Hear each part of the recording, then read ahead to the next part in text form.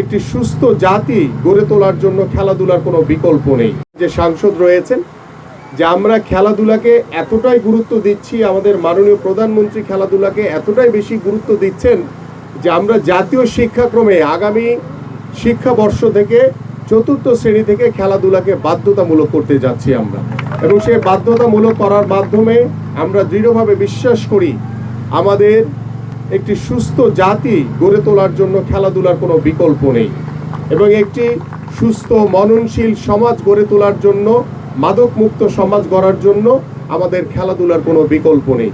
ঠিক এইভাবে আমরা আমাদের পারিবারিক, সামাজিক এবং রাষ্ট্রীয় যে গুণগত পরিবর্তন আনা দরকার, আমরা দৃঢ়ভাবে বিশ্বাস করি আমাদের মাননীয় প্রধানমন্ত্রী যেই কর্মসূচি খেলাধুলাকে নিয়ে হাতে নিয়েছেন, ইনশাল্লাহ আমরা এই কর্মসূচির মাধ্যমে আমরা রাষ্ট্রীয়ভাবে আমাদের গুণগত পরিবর্তন আনতে পারবো বলে আমরা বিশ্বাস করি।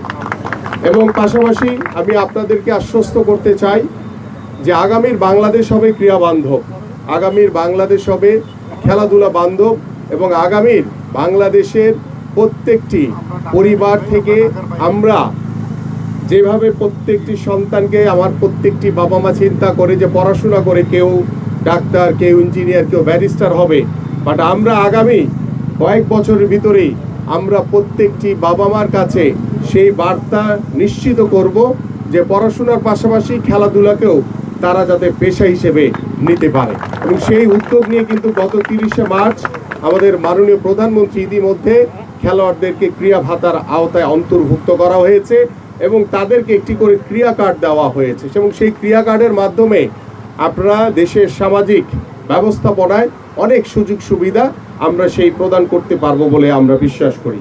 প্রিয় উপস্থিতি, জুমার দিন, অনেক গরম।